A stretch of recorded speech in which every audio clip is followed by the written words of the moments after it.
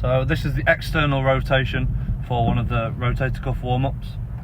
I'm just letting Harry know there's no rush with this. You want to be slow and controlled. The aim of this is to just warm up that shoulder joint, that rotator cuff, which is one of the most vulnerable muscles in a push session. Then this is the internal rotation. Again, there's no rush. All we're trying to do is warm up that rotator cuff. You want your elbow in line with the cable, so there's limited stress on the joint. You're going just wider than your arm is straight, and then you're coming inside.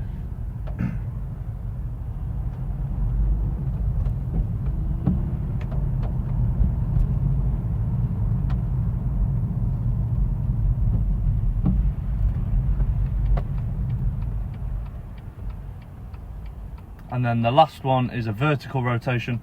You want the cable in line with your shoulder. Again, no rush, you want to control the weight.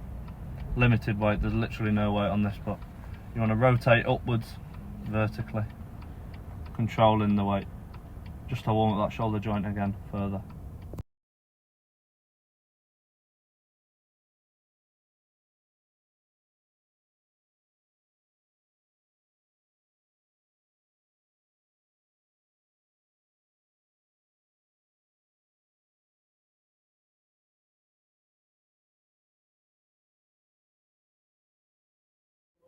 So the last exercise of the warm-up and the first exercise of the main session was the lateral raise.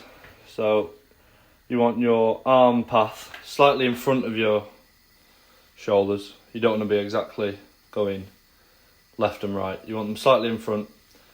You want to explode up and control the weight down. Explode up, feel the squeeze at the top, and control the weight down again.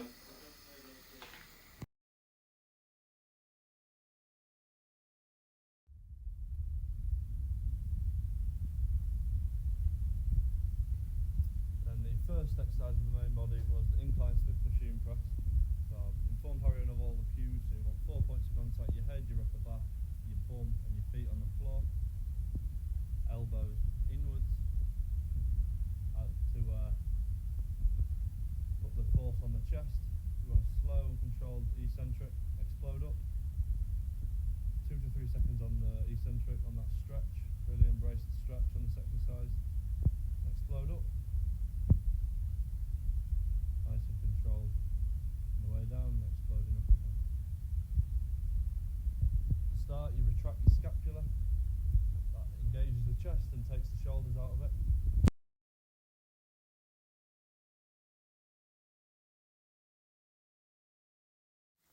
The next exercise is the shoulder press.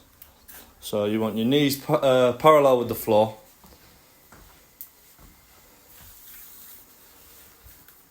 You want to be in a proud position, so squeezing the retracting the scapula, squeezing your upper back together, chest up proud, shoulders, elbow joints in line with the wrist joints, so your joints are stacked, you're in a strong position to press. You want to control that weight down 2 to 3 seconds, explode up, feel the squeeze on the front delts at the top, control the weight down again, exploding up, pushing your feet into the floor, allowing a bit more force, controlling it all the way through.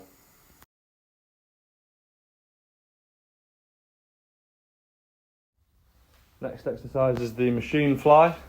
Again, you want your quads parallel with the floor, so lowering the seat for that.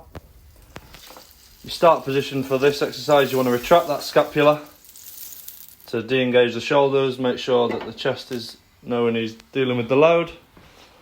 A cue for this was to bring the biceps or the elbow joints together.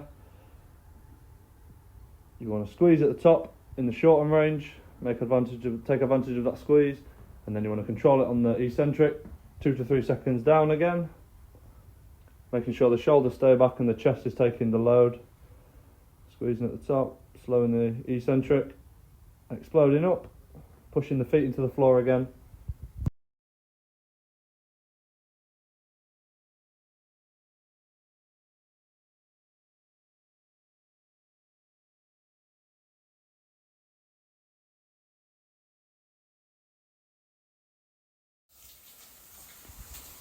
This one is the single arm tricep extension on a machine.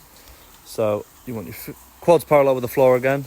This gets your arm in line with the pad as well, so you're in a position to exert maximum force. He's picking your less dominant side first, the left side for me and for him as well. You're going to take advantage of the stretch at the start, explode through, feel the squeeze, control it back, take advantage of that stretch. In this exercise, you want to almost pull yourself into the pad with that right arm, making sure the left arm is pinned down also, pushing your feet into the floor, controlling the stretch, squeezing at the end, controlling that stretch.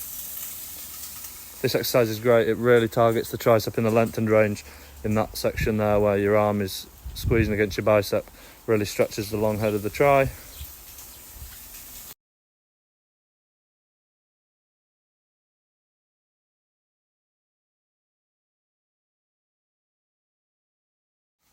And then the final exercise of the main body of the session is the tricep push down. Unfortunately, it's not the best angle, but some of the cues I'm giving Harry here is to keep the elbows pinned into the side so that all that is working is your tricep. You want to lean slightly forward, pushing your feet into the floor with minimal movement from the rest of the body. All that should be moving is that elbow joint because of the tricep taking the load. Controlling on the way up, exploding down, squeezing at the bottom. Great exercise for the tricep.